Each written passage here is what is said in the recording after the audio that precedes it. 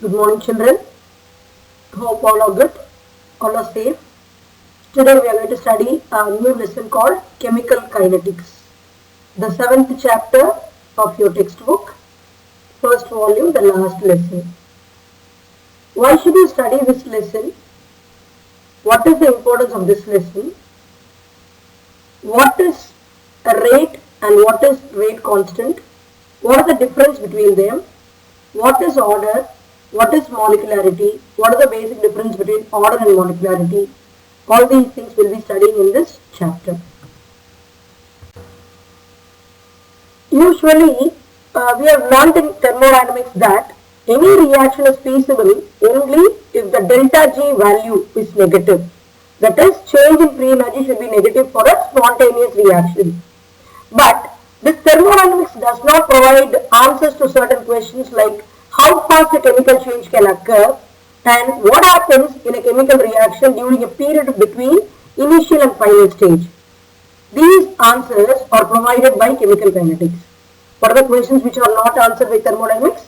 How fast a chemical change can occur and what happens when a chemical reaction takes place and during a certain period from initial to final stage what is happening, which are not answered by thermodynamics but answers are given in chemical kinetics. Reaction speed vary from extremely fast and extremely slow. For example, if you add reactants like barium chloride and dilute sulfuric acid, you will get a white precipitate of barium sulfate immediately. When you add barium chloride to dilute sulfuric acid, immediately you will get white precipitate of barium sulfate. It is instantaneous. On the other hand, if you look at rusting of iron, it may take even years together to complete. So, now there is variation in these two reactions. A simple example what we have taken.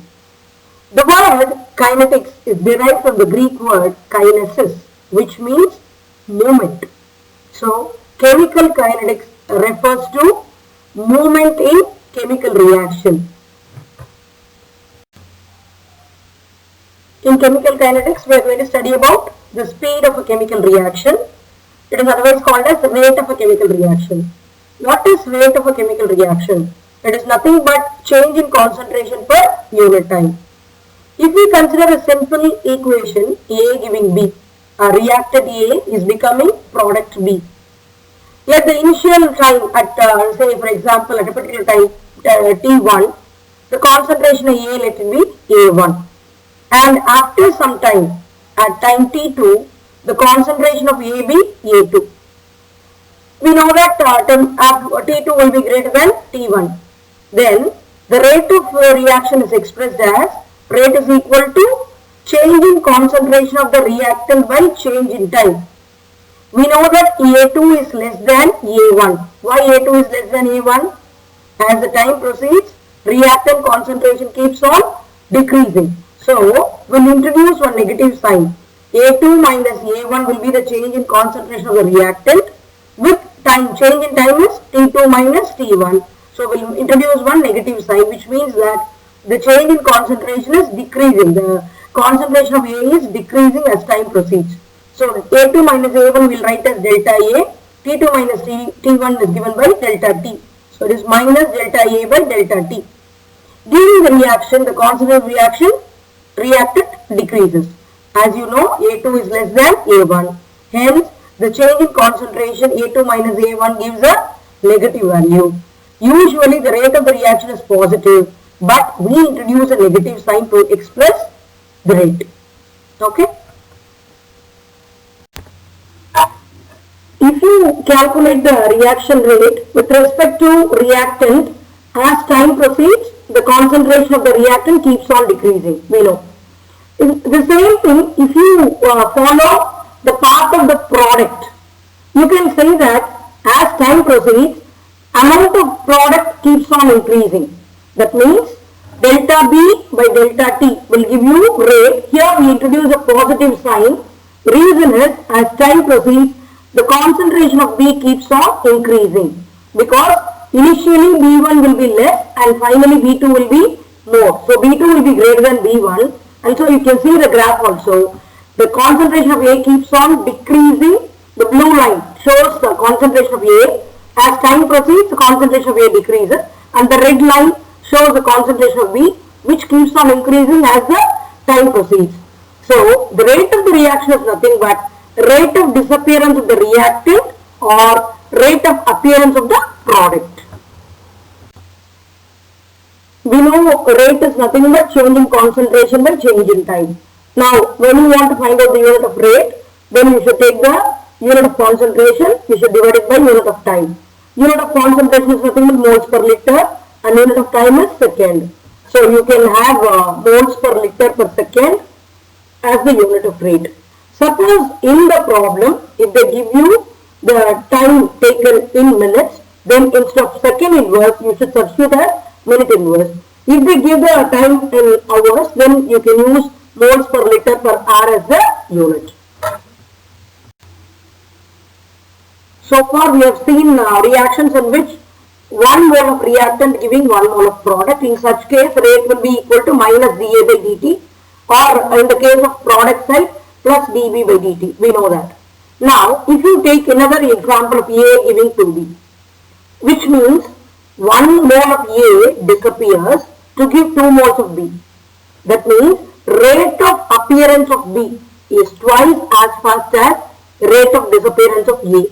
We can say that dB by dt, that is rate with respect to product, dB by dt, formation of dB by dt will be twice the disappearance of dA by dt. So, plus dB by dt will be equal to 2 times minus dA by dt. So, bring this to this side, you have minus dA by dt will be equal to 1 by 2 dB by dt. For a general reaction, the rate of reaction is equal to rate of consumption of the reactant divided by its coefficient in the balanced equation, or in the case of product, you will write formation of product, consumption of reactant or formation of product divided by its coefficient. That will give the rate of the reaction. Rate of consumption of the reactant by its coefficient, or rate of formation of the product by its coefficient. Here one more general example we can take XA plus YB giving LC plus MD. Here reactants are XA and YB. You know that if the coefficient is given, we have to divide the coefficient by the rate of consumption of the reactant. That means minus dA by dt should be divided by X. Minus dB by dt should be divided by Y. In the product side, we have C and D. So dC by dt should be divided by L, and dd by dt should be divided by M. So using this formula, we can write any sort of reaction. If they give you N2 plus 3H2, reversibly into NH3. In that case, N2 is 1 mole. So we will write 1 by 1 dN2 by dt. Then if you take hydrogen, N2 plus 3H2. So 1 by 3 dH2 by dt. Like that you can use this formula to write the rate equation for any reaction. If a general equation is given like XA plus YB giving LC plus MD, we know how to write the rate. Minus 1 by X dA by dt, like that we will be writing. Here is an assignment for you to write the rate of the reaction for the decomposition of hydrogen peroxide. You are supposed to write rate of the reaction for this equation. Okay, this is an assignment. Now we are going to see what is average rate of the reaction or what is instantaneous rate of the reaction. The name itself says average rate. Average means over a period or between two numbers. If you take the average, you know how to find out the mean and average. Same thing. Rate of change in the concentration of the reactant over a specified measurable period of time. You take two different times. You can see the graph 1. We are taking at time 1 we have A1 and time 2 we have A2. So if you find the change in concentration over these two times, T2 minus T1, within this time if you find out what you get is average time, average rate of the reaction. You see the second graph, in which case we are taking only one specific point at x-axis. To that x-axis point will correlate with y-axis one point which corresponds to A, that is concentration. To a particular time, what is the value of A? So rate of change of concentration at one particular instant during the reaction is called as instantaneous rate. So if you calculate the rate of the reaction over a period of time, then we call it as average rate. If you calculate the same thing for a particular time, then we call it as instantaneous rate. This is the table which shows the concentration of cyclopropane during its isomerization at various time intervals. Say 5 minutes, 10 minutes, 15 minutes, 20 minutes, 25 and 30 minutes. Actually, as the time keeps on increasing, the concentration of cyclopropane decreases. Okay. From this, we can calculate average rate of the reaction. I'm taking the entire range. That is, for all the 30 minutes, if you want to calculate, then what will you do? Time will be T2 is 30 and T1 is 0. So, denominator will be 30 minus 0. Then the concentration will be for 30 minutes 0.69 and for 0th minute it is 2. So, we know that minus actually keeps on decreasing. So, we will introduce that minus sign. So, minus 0.69 minus 2 divided by 30 minus 0. If you divide and simplify, you will get the answer to be 4.36 into 10 power minus 2 as the answer in moles per liter per minute, which means in the 30 minutes of duration, the concentration of the cyclopropane keeps on decreasing in an average of 4.36 into 10 power minus 2 moles per liter every minute. Average rate of the reaction is calculated by taking two different concentrations at two different times. Okay. We'll find out the average of it, and we calculated the previous video. Now, to calculate the instantaneous rate at a particular instant, say for at a particular time, what we have to do is we have to draw a slope, or we have to draw a tangent to the curve, and from the tangent we'll calculate the slope. That slope value will give us the rate of the reaction. So, the instantaneous reaction rate at a particular moment of mixing the reactant calculated from the slope of the tangent drawn to the curve. The rate calculated in this method is called as initial rate of the reaction, and here is the rate calculated for cyclopropane at three different concentrations. Okay. Here is a table which gives the unit of rate and rate constant for various order reactions. For example, zero order reaction, the rate law is rate is equal to, it is independent of initial concentration, so K into A naught, A power 0. So you will have K nothing but rate by nothing, A power 0 is 1, which will be given the rate, we know concentration by time. Concentration's unit is moles per liter, time is second, so the unit is moles per liter per second.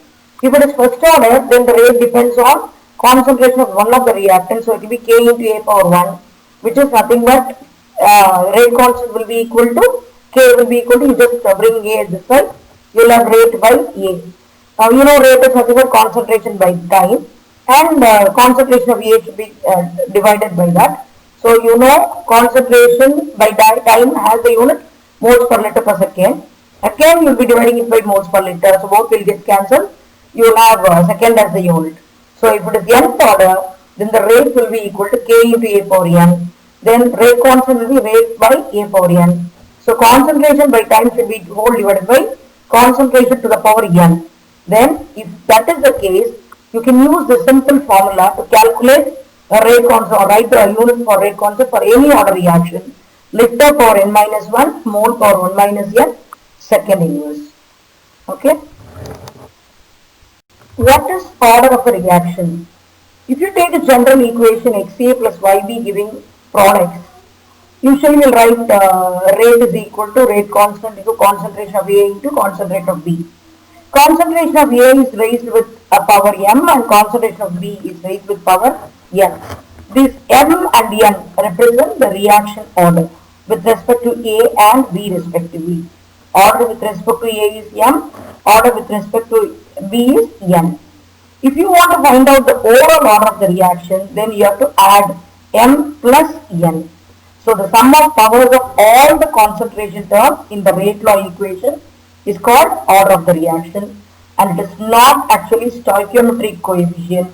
It is determined experimentally. Order is an experimentally determined value. And if you see the table, you can see that The rate value is given, concentration of cyclopropane is given, and we can calculate rate constant. We know that rate constant is equal to rate by concentration for first order. If you see, there is a relationship between rate and concentration.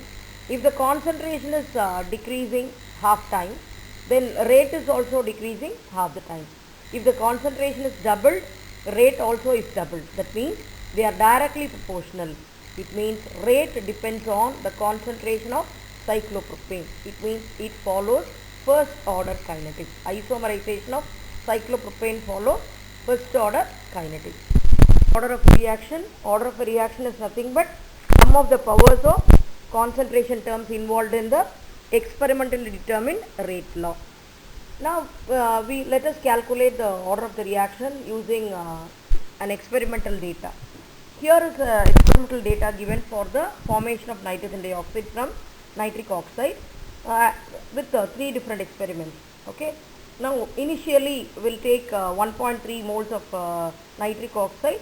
It consumes 1.1 mole of oxygen. Then the initial rate is found to be 19.26 into 10 power minus 2. The same way second experiment, 1.3 moles of nitric oxide is taken. Now we are doubling the concentration of oxygen to 2.2. Now the rate is actually increased to 38.40 into 10 power minus 2. In the third case, we are doubling the concentration of nitric oxide to 2.6 and we are keeping the concentration of oxygen to be the same 1.1. Now the rate is found to be 76.80 into 10 power minus 2. Now with these 3 data, let us calculate the order of the reaction. We know for the reaction 2NO plus O2 giving 2NO2, the rate value is equal to, we know how to write rate law, K into NO to the power M, O2 to the power N. We know rate for the first, let us calculate order for the first equation. With respect to first equation, let us write the rate equation. First experiment, what is rate 1? Rate 1 will be equal to K into NO to the power M, O2 to the power N. Rate value is 90.26 into 10 power minus 2 is equal to K into, what is the concentration of NO? Yes, it is 1.3 to the power M. Oxygen concentration is 1.1 to the power N. Let it be first equation. Similarly, for the second equation, if you write, what will you write? 38.40 into 10 power minus 2 will be equal to K into 1.3 to the power M into 2.2 to the power N. For the case of third experiment, what do you write? 76.80 into 10 power minus 2 will be equal to K into 2.6 into 2.6 to the power M, 1.1 to the power N. Okay, we have 3 equations. Now we are dividing second equation by first equation. Second equation, what is the value of rate? 38.40 should be divided by 19.26 into 10 power minus 2 gets cancelled. Will be equal to K into 1.3 to the power M into 2.2 to the power N divided by K into 1.3 to the power M into 1.1 to the power N. K gets cancelled, 1.3 to the power M, 1.3 to the power M gets cancelled. You have 2.2 to the power N divided by 1.1 to the power N. So if you divide 38.40 by 19.26, you have the answer as 2. And 2.2, if you divide by 1.1, you get again 2. 2 to the power N will be equal to 2. So 2 to the power N is equal to 2 to the power 1. So N is equal to 1. Same way, if you divide third equation by first equation, you will get 4 is equal to 2 power N, or M will be equal to 2. Therefore, with respect to oxygen, the reaction follows first order. With respect to nitric oxide, it follows second order. Overall rate is 2 plus 1, it is 3. Overall order of the reaction is 3. We know what is rate and what is rate constant. What are the basic difference between rate and rate constant of the reaction? Rate of the reaction is nothing but speed at which the reactants are converted to products at any instant. And rate constant is nothing but the proportionality constant. And rate of the reaction is nothing but decrease in the concentration of a reactant or increase in the concentration of a product. Rate constant is equal to rate of the reaction when the concentration of all the reactants is unity. If you write rate is equal to rate constant into concentration, if the concentration is 1, then rate is equal to rate constant. This rate of the reaction depends on initial concentration of the reactant, and rate constant does not depend on the initial concentration of the reactant. What is the unit of rate? The unit of rate is moles per liter per second. Unit of rate constant is second inverse for first order. Rate constant depends on order of the reaction. For first order, second inverse. For other orders I gave in another slide. Okay. What is molecularity? The total number of reacting species, that is molecules, atoms or ions, that are involved in the reaction leading to the formation of products is called as molecularity. For example, if you take hydrogen and iodine reacting to give hydrogen iodide, the molecularity is 2. If the reaction proceeds to more than one elementary step, then each elementary step has its own molecularity. The total number of reactant species that are involved in the elementary step is also called as molecularity. The total number of reactant species involved in the elementary step is called molecularity.